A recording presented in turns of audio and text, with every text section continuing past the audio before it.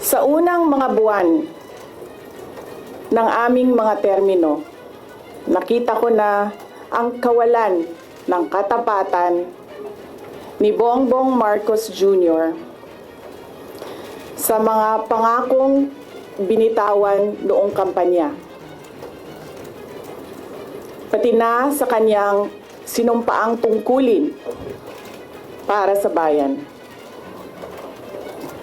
Dahil hindi ko kinaya na maging bahagi ng 2025 national budget na tadtad ng katiwalian, pinili kong umalis sa kabinete kahit alam ko na mula pa noong 2023 na ang magiging kapalit ay ang aking impeachment. Mga kababayan, humihingi ako ng paumanhin.